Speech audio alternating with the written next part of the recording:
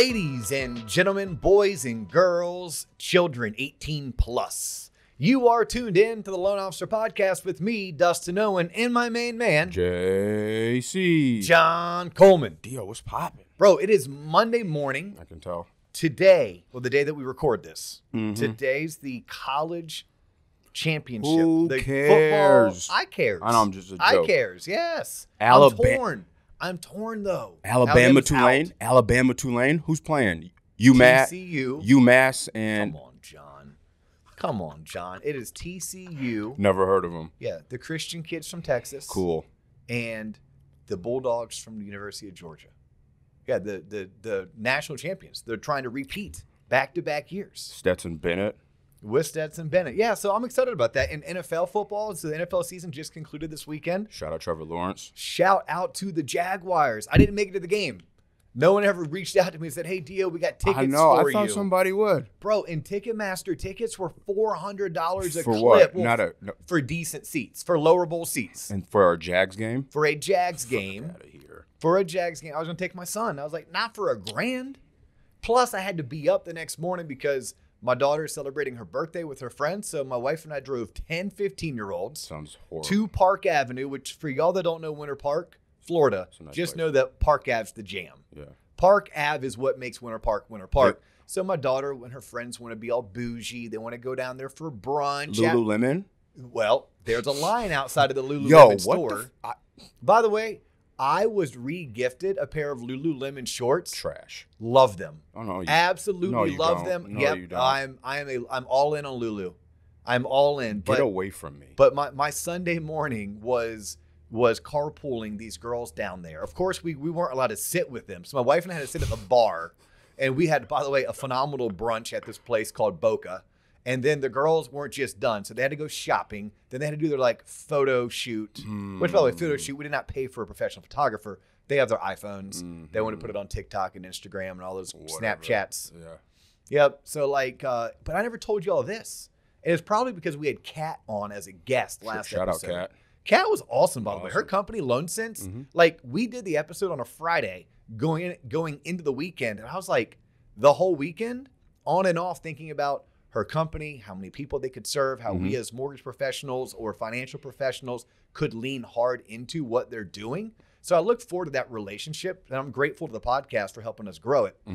But what I didn't tell you all is it finally happened. After 3 years of being a cyclist, I almost said avid. I'm not an avid cyclist. I'm a cyclist because that's what you have to do if you're training for triathlons. Ran into a truck. Yeah, you hit a car, Dustin. Or it hit me.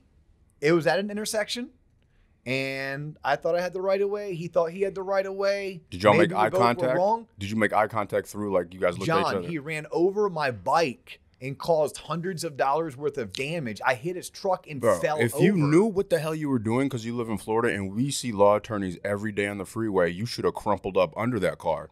And then we could have got a nice little settlement. But no, you had to get up with integrity and be like, no, I'm fine. Yeah, don't worry about it. What do you think of someone like John Morgan or Dan Newland would take your pick, bro? Would throw my picture on a big billboard? billboard? I could look outside right now at a bus and say, take your pick. Who do you want? Now, you know what? Here's what happened. He jumped out. He's like, oh, my God, I'm so sorry. Are you okay? I'm like, yes, I'm fine. I was rocking one of my old UCF sweatshirts because it was cold that morning. And when you're on a bike doing 20 miles an hour, it gets chilly. A little bit. So I was a little bit bundled up for this ride. And although all of that extra weight slows you down, makes it harder to go fast. But nonetheless, I noticed he's wearing UCF. I'm like, all right, well, we're kind of boys like that.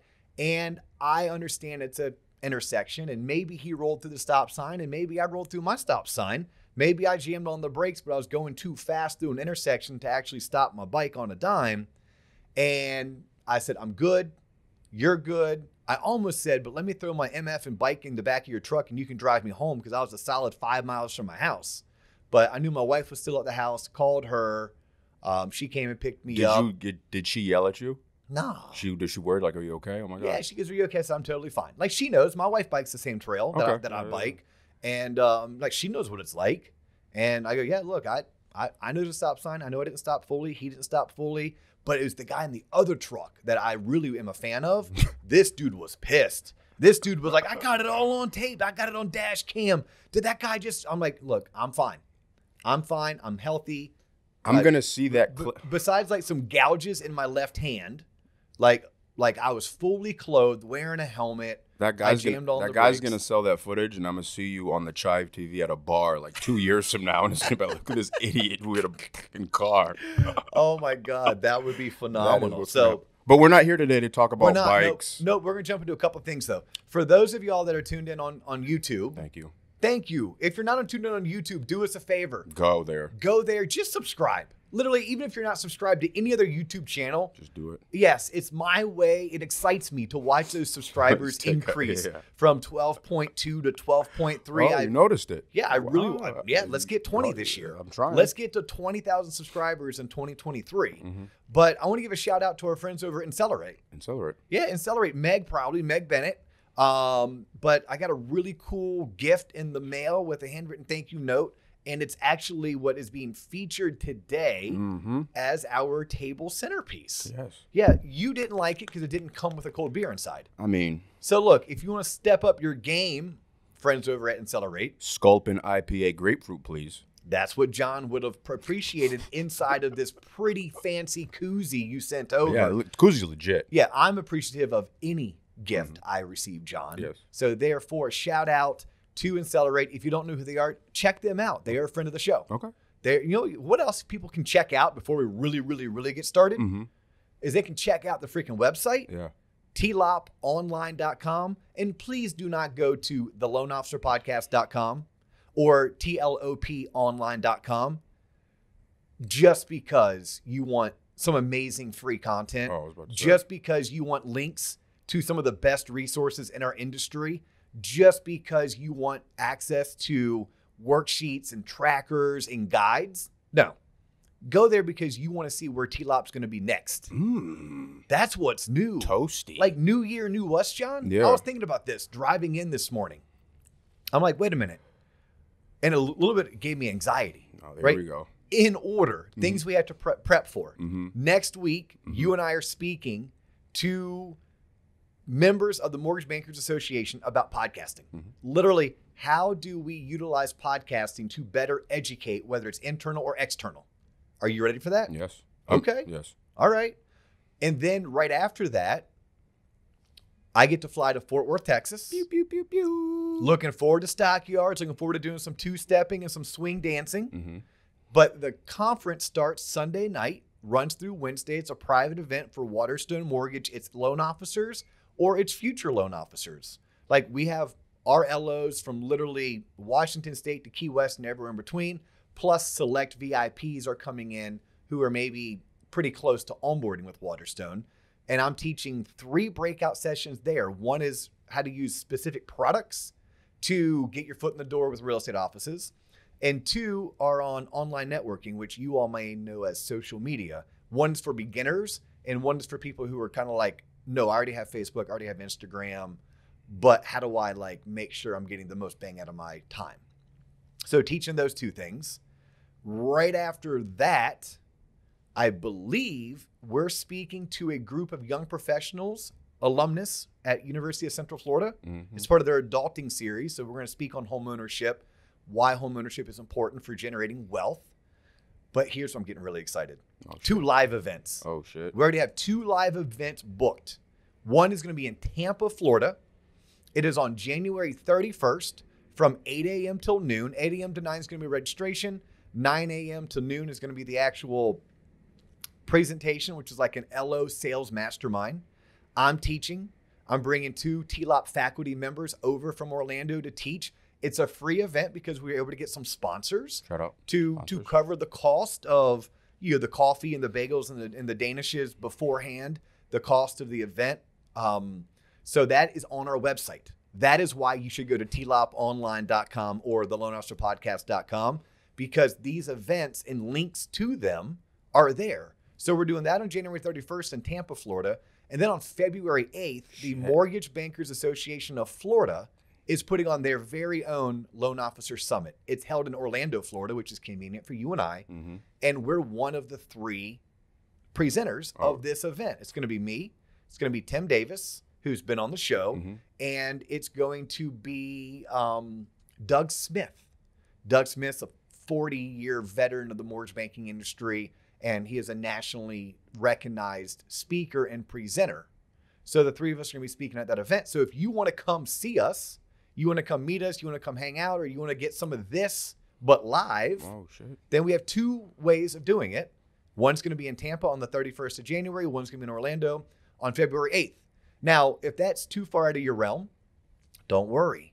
I had a conversation on Friday with Arch MI, the mortgage insurance company, and they asked if TLOP would be down to do some events for Arch. Get out. Yes. I'm like, hell yeah, we're down. So we're putting together already Atlanta and Birmingham. Don't know the dates yet, so you got to stay tuned. You got to keep on checking the website. Yeah.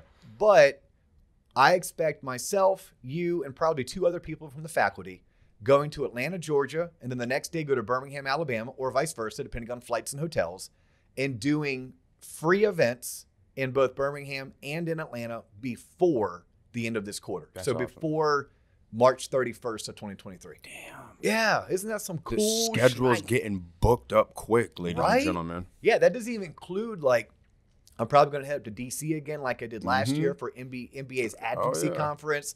Then we're going to have the NBA National in October. I see Stephen Marshall's doing his event again, Mortgage Mastermind. Yeah.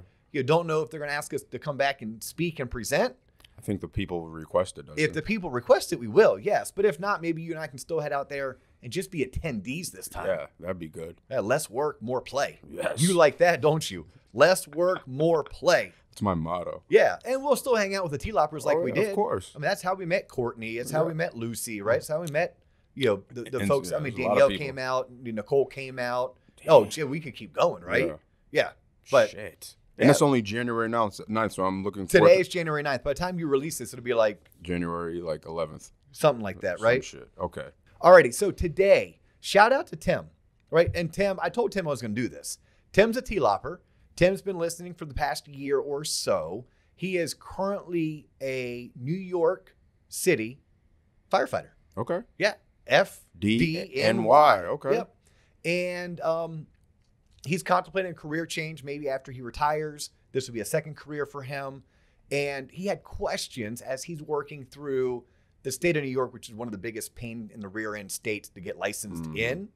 That and probably California in terms of the timeline, what's required, getting a sponsorship. So he's just working through all of that. But along the way, his brain's starting to click. So Tim and I connected through the podcast, and I gave him 5-10 minutes of my time, which, a lot of people, I'll do that. Just reach out to me. I'm on LinkedIn, first name Dustin, last name Owen. Shit happens. Follow us on Instagram. That's a great way to connect with us, like I just did with Brian via DMing. But, if it works into my schedule, I don't mind helping people. So Tim had two really good questions. He had 3 questions.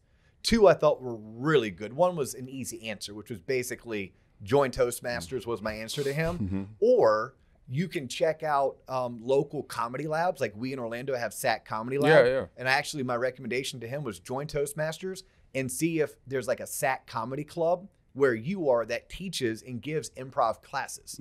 These are the people who are maybe more introverts that have a hard time spitting game on a dime. Right? Well, maybe take an improv class. Myself and Barry Botwin had talked about doing it forever. COVID kind of got in the way. We were actually both signed up for a class. Oh, okay. Yeah, Barry's a fan of the show, been top producer in the market, been on years ago. So, thank you, Tim. Thanks, Tim. Because you are going to be the inspiration of today's episode, which is basically going to be like almost like live sales coaching for sales professionals. Yeah. Right? He has 2 really good questions that I'm going to answer. You're going to read. Before we do, because we talked about Tim, I do want to let Tim know if he's tuning in. I did go to dkms.org and I did sign up. dkms.org is a charity that is near and dear to Tim because it helped save his son's life. Oh, okay. And what they do is they source donors throughout the world. It's actually a German organization. They source donors throughout the world who are willing to donate their blood, and not just their blood, but their stem cells, or sometimes even their bone marrow to help those with blood cancers. So I went online. I'm a man of my word. I told Tim I would do it. They're sending a kit to my house. I'm going to swab the inside of my mouth. I'm going to send it off. And if I'm ever a match, then I'm going to donate some blood Good. or some marrow. They say 20% of the time you donate marrow. That worries me a little bit because You get that shit it back? hurts. Oh, I'm out. It hurts. They put you under, put a big ass needle Yo, into your chill, hip. bro. Just draw some. But 80% of the time it's just drawing blood and then extracting Mhm. some of your stem cells from that blood. Okay. Yeah. Good for you. Yeah. So shout out to Tim. And thank you to Tim because you're the inspiration of today's episode. Oh, shit. Am I about to read this? Yeah. God, remember when you used to go around this class and you had to read out loud each kid had a paragraph and you always got to that kid who had a hard time? Don't worry, I'm not that kid, but I might be today. All right. All right. Fire away, Tim. All right. So I'm Tim. Read through John Coleman's James Earl Jones type voice. I am going to botch this shit. I am generally an accommodating personality. Wherever I throw, it's supposed to be whenever, the typo. Whenever I throw out an idea out there, I almost always do it in that way that gives a person a way out as to not make them feel stressed. I don't like to impose on people. My question here is, how do I convey confidence and a direct desire to work with someone without coming across too strong? You want me to read this whole thing? No, that's good. Okay. Is that a good stopping point? Yes, a good stopping point. Cool. The first thing I'm going to tell anyone who is in sales, first and foremost, is do you, homie. Literally, it's what I tell my son, who is 17, going to turn 18 in a couple months. Do you, homie. You got to be you, right? Whatever you do in life, it's too hard trying to be other people or trying to be someone you're not. Mm-hmm. So be you. It doesn't mean that you don't work on you, right? It doesn't mean that you don't try to get 1% better per day. You don't try to move that needle 1 or 2 degrees, because at the end of the day, nothing changes if nothing changes. So if you want better results, you're going to have to make changes. But at the same time, don't lose who you are. It makes it way too difficult. So if what Tim is saying in there is he normally likes to sell and present in a manner where he's not pushy and he wants to give people an out, then I think he should do that, right? I think that should be now a part of his sales pitch and his sales presentation. So if I'm coaching Tim, I'm like, Tim, here's an example of what I would do if I had your personality.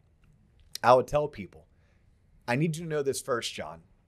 The first thing that's most important to me is that you receive the help or the advice that you seek.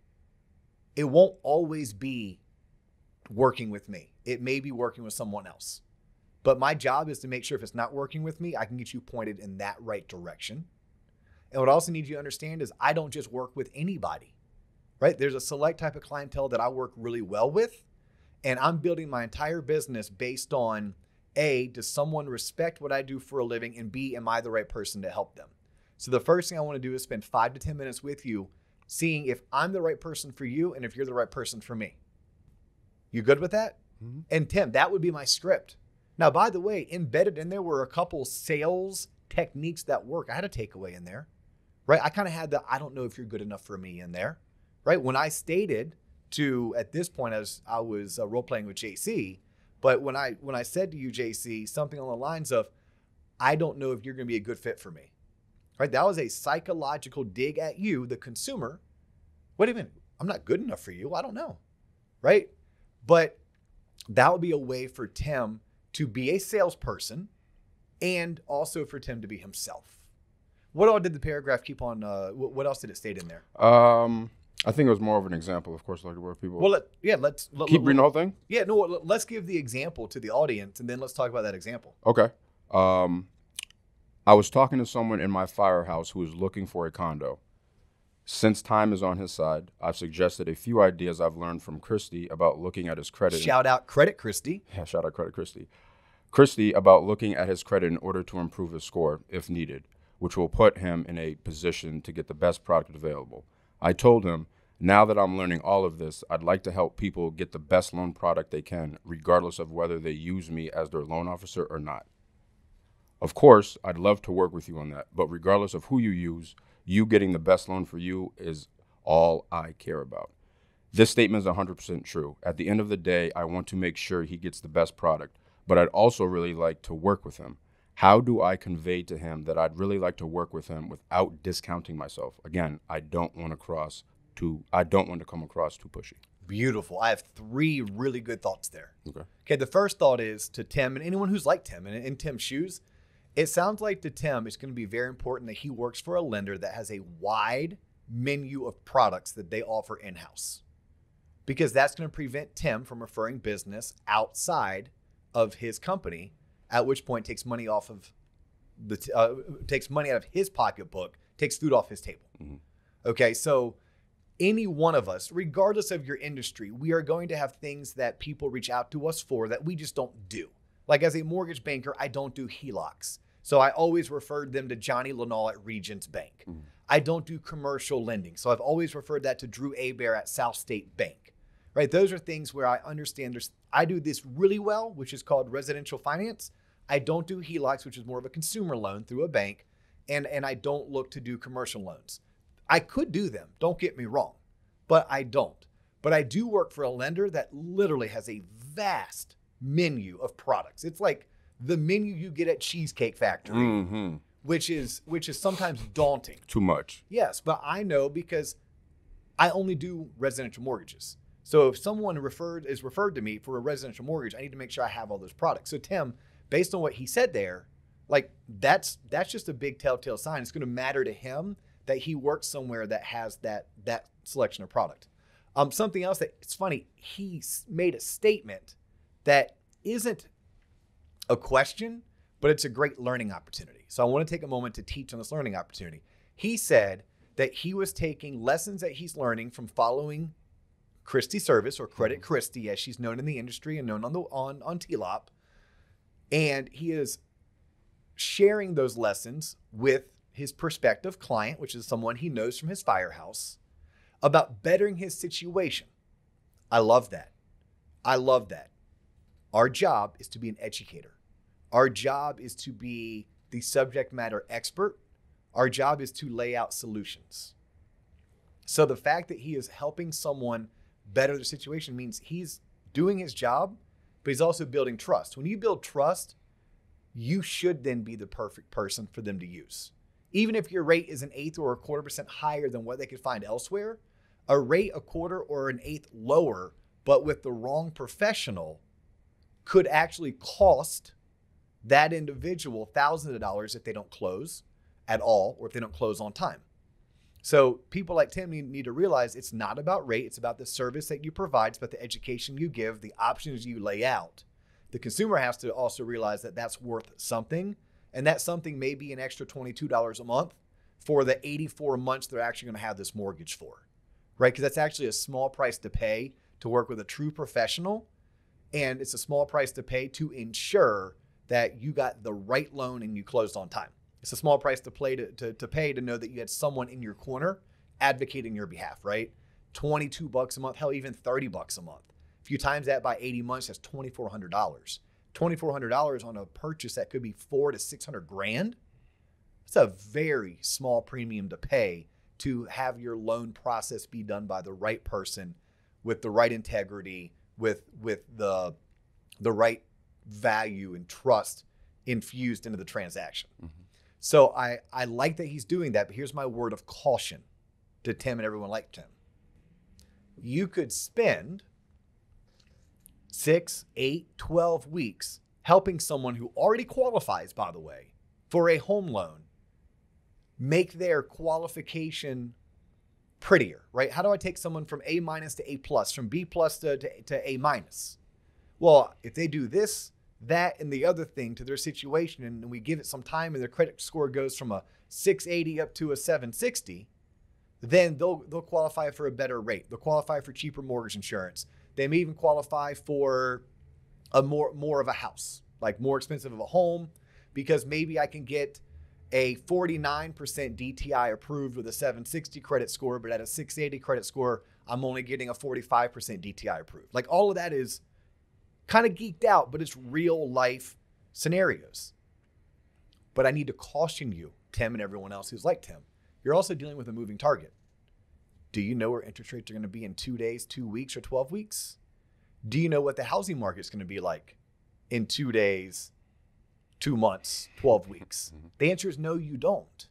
So just because you helped your buddy at the firehouse get his credit score from a 680 to a 740, and it took 9 weeks, what if in those 9 weeks, the best possible interest rate is now higher than the interest rate he qualified for 12 weeks ago or 9 weeks ago. You probably didn't think about that. Many of us don't. What if the home that he was looking to buy in 9 or 12 weeks is now selling at market value and not 2 or 3% off market value? Oh, what does that mean? Well, if that home was $300,000 and he could have got it for 2.5% off of market value, that means he could have got that home for roughly $7,500 cheaper. Well, but I helped him get his credit score up, so now his interest rate is better. But I'm like, is his interest rate really better? And he's paying $7,500 more for the house. So we can sometimes overcomplicate it with our big brains. We can overcomplicate it. We think we're helping, but we're really hurting. So my caution and my advice to that, when he made that comment of I'm teaching him things he has to do to better his situation, my first question to Tim would be, what does he qualify? Because if he qualifies today, is there really a benefit to waiting? Is there a benefit to getting his score up? Or do you help him buy today if buying today makes sense for his financial situation? And as he improves his situation, meaning his credit, maybe paying down debt, maybe lowering his DTI, what have you, do you then look to refi him next year? That may have been the better bet. So these are some things when you read to me what Tim wrote to us, these are some things that stand out to me. Question for you. Yes. Is that difficult to like maintain that ideology of like, hey, because he sounds like he's newer, and of course you want to help everybody because you want to let people know what you do and you're excited about the new career. Does that kind of wane as you get more mature in your career and like, I don't have time to help everybody, like, come on, or is that? Yes, it's funny that maturation of someone's career, just getting better at something. Mm-hmm. I mean, you see a scenario so many times, I can many times cut off the consumer because I know exactly what questions they're going to ask. I know exactly what their scenario is. I have addressed this scenario 17 times. I've closed 15 loans out of the 17, and the 2 that didn't close, I learned valuable lessons from them. And but in the beginning, and I was, as a rookie loan officer, probably the most prone to fall victim of this. I would vomit all of my knowledge for an hour just to find out the person didn't qualify because they had a 480 credit score, or just to find out that the person didn't have enough money to buy an investment property, just to find out the person recently went self-employed. Like, I didn't ask any of the important questions. I'm there to impress you that I know so much about this industry and I'm going to help you, that I kind of wasted my time and your time. Right. It was great practice. Don't get me wrong. I mean, we've done reels recently where we talked about sales is like, it's art, right? It's performing. So I had a chance to audition. I had a chance to try out my spiel, my shtick, but it wasted an hour of my time, and I didn't get a closed loan because of it. Right. And I think that's what's very important for people also to know. Like, for Tim specifically to know in that first question that you read off that he asked us, it's like you can help everybody and give everybody a little bit of your time, but some people get 5 minutes, some people get 5 hours. Right? Because there is a business decision that has to be made. And if you're not the right person for them, you need to let them know, here's who I think is the right person. And then when they call you for help, you have to be able to say, hey, look, I'm not the right person for this. You need to call so-and-so. And if they keep calling you, you then find a way to do a loan for them. You then find one of your products that you didn't maybe think was the best product for them, and you do that product. Because at the end of the day, all the person wanted was a house. That's what they wanted. They didn't want a home loan. They wanted a house.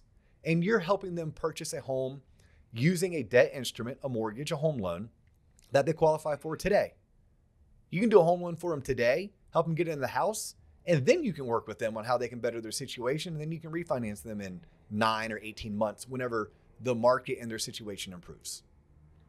Let's go to the second question, because I think it's going to actually parlay well into where I was just going with my last diatribe. This is a big-ass paragraph. Lastly, how do you navigate the fine line between making sure that you are helping someone with the right loan product for them versus not pissing off agents who recommend these buyers to you if you steer them away? I'm thinking of a situation where a buyer has gone about the process backwards. They fell in love with a house and want to make an offer without having done their financial homework / due diligence for themselves. If the loan is approved, but I kind of tell them it's quite the stretch for them, or that it isn't in their best interest, if I tell this to them in hopes of helping them long term, I envision that real estate agents are getting pissed off thinking, What the fuck, Tim? I recommended these clients to you, and you've killed the deal. Morally, I'd rather not close a deal than to put someone in a situation where I have the spidey sense that I might harm them down the line. Does this scenario make sense? Maybe it's too much of a what-if scenario from a brand new MLO, but these are the things that I think about. Part of me thinks that I can offer advice and guidance, but at the end of the day, the client is an adult and makes their own decision. With this thought, if the loan is approved, I should just let it play out. On the other hand, I think about the possibility of the loan being approved, but that they might not realize the full ramifications of what they're asking for, in which case I should steer them away. Shit, that was a lot, especially to give via email. Beautiful. Damn. Well read, John Coleman. I try. Man, I give you some of these applause, right? Golf clap and everything. You killed it. Yeah, a little shaky hand, but it's all right. You know, that's probably because you've been 12 hours since your last Heineken. No, it's that having some alcohol withdrawals on the weekend. That bowl hit didn't really take effect. Ruined it now. No, that was amazing. And Tim, the reason why we're dedicating an entire episode to an email exchange you and I had is because your questions, they're great questions, not even for a rookie MLO, but for a 10-year veteran, a 20-year veteran. He sounds like he's been in the industry. Yeah, we all struggle, Tim, with your last question. We all struggle with. That's why we're going to talk about it. Mm-hmm. So first and foremost, let's talk about the fine line we have to walk, mm-hmm. and let's talk about being afraid of pissing off a referral source. Mm-hmm. Okay, the fine line we all have to walk is just that. The person qualifies. Do I just do a loan for them? The person qualifies, but as someone who knows more about personal finance than maybe my client, do I tell them that I think it's not in their best interest to buy a house? Mm.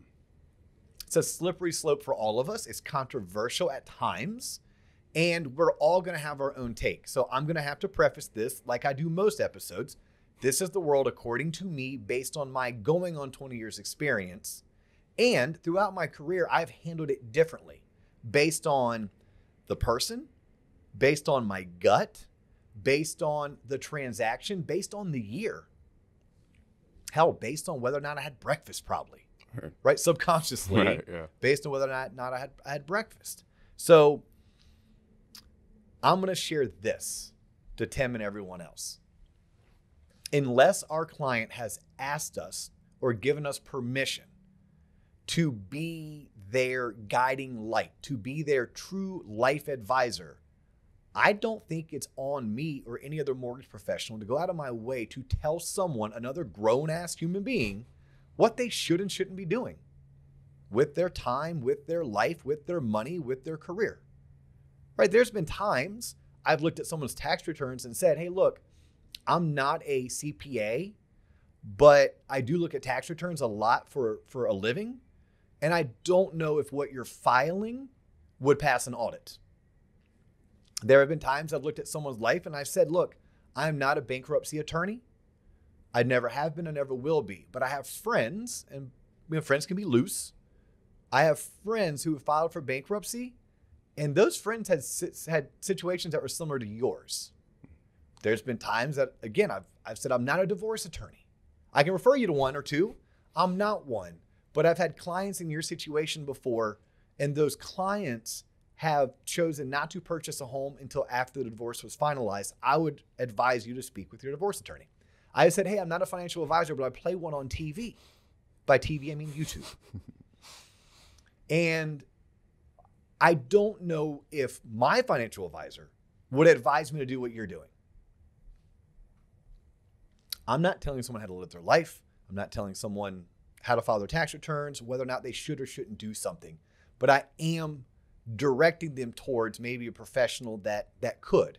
And this client has never said to me, hey, Dio, I need you to look out at it for me. If this is a dumb idea, I need you to tell me it's a dumb idea. Now, if they tell me that, that's carte blanche. Mm-hmm. That is cool. You're accepting me as your financial mentor, and I get a bigger say. Most people didn't even want to talk to me to begin with. Right. Most people wanted a damn house. They wanted a home. So as their home loan advisor, it first and foremost is make sure that I can put them into a loan product that they qualify for. Because at the end of the day, if I don't do it, John, someone else will. Someone else will. Someone else will. Their bank, the Rocket, anyone online, or whoever that realtor has in their pocket, in their back pocket. That person, if they qualify, someone's going to help them qualify. Now, that doesn't mean that I go into every transaction willy-nilly, because I think what separates me and people like me as professionals is that we're not loan monkeys, right? A loan monkey thinks you can push a button and get a loan. A loan monkey just cares about name, date, social. Let me quote you a rate. Let me get your documents, and let's see if we can get you approved. No, we give advice. We talk to people about comfort monthly payment. We talk to them about the necessity of having reserve assets. We talk about, what is a good rule of thumb? Well, a good rule of thumb is your housing payment shouldn't exceed 25% of gross income. What is gross income? We talk about rule of thumb. Your purchase price should be somewhere between 2.5 and 3.5 times your annual household income, right? Like, these are things that we share with our clients. But after I shared that with my client and I equipped them with the knowledge that I bestow, at that point, they're grown-ass adults. And unless they gave me permission, then I let them make a decision. Like, I have said to people, and I did this early in my career. Early in my career, 2006, I had young people coming to me, and their monthly payment, their comfort monthly payment was $1,200 a month. But the house they fell in love with was $1,800 a month. And I would say to them, hey, by the way, when we first met, your comfort monthly payment was $1,200 a month. You're now telling me it's $1,600 a month. Out of curiosity, what changed? Like, what changed making you think? I'm just curious. And they would usually give me some story like, well, my husband's little brother's going to move in with us and pay us $500 a month. Or, you know what? I'm expecting to get a raise. Or if we can't make the payment, then I'm fine going to Home Depot and working one night a week and 2 weekends pushing carts, being a cashier. Okay. Again, did I clear my conscience by asking that? Maybe I did. But if I didn't do the loan, someone else was going to do it. And they wanted that home loan. So to Tim and anyone else in Tim's situation, please know it's a fine line to walk. And I shared with you how I have handled it throughout my career, right? My take on that particular situation. No, I do not think it's my job. No one's hiring and paying me to be the financial protector of a consumer. I can be an educator. I can be an advisor. I can give direction, but I'm not here to tell a grown-ass person what they should and shouldn't do. Have you ever had like a client, like a past client that has moved into the house and 3 months later, like come back to you and be like, what the hell? No, John. No, knock on wood. Well, there you go. Knock on wood. And if they did, like, there's a maturity aspect to that. Like, how's that my fault? I mean, is it my son's fault that his teacher gave him a C? I'm like, nah, dude, you earned that C. Right. How much extra credit did you do? How many times did you go in for help after class? None. Right. Okay. Then you earned that C. Right. Yeah, I mean, at the end of the day, because I'm confident that I give sound fiscal advice based on what I've learned, based on what I've practiced throughout my life, let alone my career, based on sharing information that I pull from all of my resources. Then, I mean, you make that decision. Now, something he mentioned that I do want to cover, that I said the other side, is the referral source. Right. There are enough people willing to do business the way that I do business that I don't need to do business with those that don't. That is my way of saying I am a phenomenal lender for a lot of realtors and builders and financial advisors, but I'm not a phenomenal lender for all. I'm a phenomenal lender for a lot of home buyers, but not for all. The type of manager I am, the type of mortgage company I represent, we are a great mortgage company here at Waterstone Mortgage. For some, we are not a great mortgage company for all. Right? I'd say the same thing about Guild, about Movement, about Fairway, about CMG, about Luminate. Shout out to Taryn and Eric up in Minnesota. Hope you guys are staying warm this time of year. Like, I'm sure those branch managers, those area managers, and those mortgage companies, Cardinal can throw it in there. Where's KP work? Where's Kevin? Whoever is he at PRMG? Like, again, all good companies for some, but not good companies for all. And I'm that way with my referral sources. Like, if I have a realtor who is not going to like the fact that I give sound financial advice while I also give ironclad pre-approvals, close loans on time while having a wide menu of products. I make myself crazily accessible, but they don't like the fact that someone may choose not to buy after they talk to me. That I don't want to work with them anyhow. Like, I don't want to work with them. And what you'll find is very few real estate agents are like that. Most realtors that I've worked with, they have a conscience, they have a heart. Like, they're not just trying to get a commission check. They do want to, they understand there's a fiduciary responsibility to them too. But if there weren't, I'm cool with that. No different than the time in my career where a very solid partnership that referred me 20, 30, 40 transactions a year, that I grew with them, they grew with me, right? We both started from the bottom and grew. It became abusive towards me, right? Abusive in terms of what they wanted out of my time, what they wanted out of my wallet. Didn't want to do it. Still miss them dearly as people. But from a business standpoint, it didn't make sense. Made sense for other lenders maybe to do it. Didn't make sense for this lender to do it. So I had to cut it. We've had some of our best years since we terminated that relationship. That's a lesson that allows me to look at this one particular potential referral relationship, not wanting to refer me or Tim or anyone like me and Tim because we feel like we have some kind of fiduciary responsibility. Nah, you know what? Let it be. Are there some realtors out there that are just like kind of like shovel you loans and like, just shut up, just get it done. I don't care how you get it done. Just, I know I gotta just make it happen. Yes, John. I mean, there's all walks of life. Damn, like, that's what makes our country so great, but also so frustrating, right? There's a reason why Finland is the happiest country in the world, right? Because they're all the same. Right. I know, that's true. They look the same. They sound the same. They make the same. Like, everything's the same. It's very homogenous. Yeah.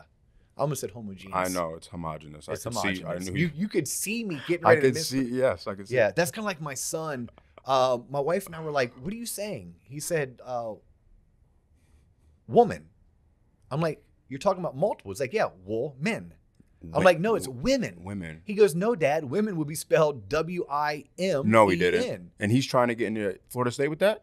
Well, hey, those big engineer brains, John, those computer science guys, they sometimes don't look at the English vernacular the way that you and I do. Come on, bro. He's saying it the way it's spelled. He is saying it the way. It's okay. I can't say pen and pen. They're the same word to me. P-I-N and P-E-N, pen. That's how they're pronounced. My wife says it's not vehicle, it's vehicle. It's not guitar, it's guitar. Oh my gosh. Yes. Yeah. Some people say rough. I say roof. It's roof. It is roof, but people say rough. So my son was saying woman. And I'm like, it's woman or women.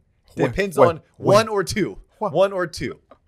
I'm like, look, if you can't say it, just say ladies. Just say ladies. God, you got to fix that before you head off to college, Jackson. But we all have them, right? We all have some them. People I call them soda. Some people say pop. That's my word. Midwest It's not friends. pop. That's disgusting when people say that. It's not pop. It's fucking soda. Yeah, and we grew up in Florida, so everything was Coke. Like, if I thought I wanted Coke, really, I meant, like, I would actually say, hey, what type of Coke do you have? Yeah. Shit. Yeah, but that's like the Atlanta effect of, being so close to the home of Coca-Cola, right? So it's homogenous, John. Yes. I'm like, how are we going? Let's homogenous. Yeah. Let's be homogenous, you and I, and let's find a way to wrap this up. Okay, this was fun. Did you have any last minute questions? Did I do a good job of explaining Tim's questions? You playing the role of Tim from, I kind of like New York talking. City is John Coleman. I've never spoken so much on this episode. I hope people enjoyed it because people love hearing I'm you tap speak. Out. Yeah, you should do this more often. Make up some shit. Hey, we gotta. No, but this is a real person though. It is a real person. Yeah, unlike Brian in California from episode 41. Wow, may have been my best friend, Brian. We had to do that back in the day when we John, started. don't tell anyone. I deny it all. So, hey, listen, y'all. We are going to wrap up today's show. His name is John Coleman. My name is Dustin Owen. Please make sure you're liking us, sharing us, subscribing, letting your friends, your family, your coworkers, and your neighbors know about this. It is everything you should have learned in school but didn't because it wasn't taught. We have an entire website dedicated to this show and its principles. And on that website is a plethora of additional content. The website is TLOPonline.com or theloanofficerpodcast.com. if you want to check us out in terms of where we're going to be live, it's going to be on that website on the homepage towards the right of the front and center. As soon as you get the website, you'll see it. Front and center. But his name is John Coleman. My name is Dustin Owen. That's all the time we have from today, but we will catch you in the next episode. Peace. Bye.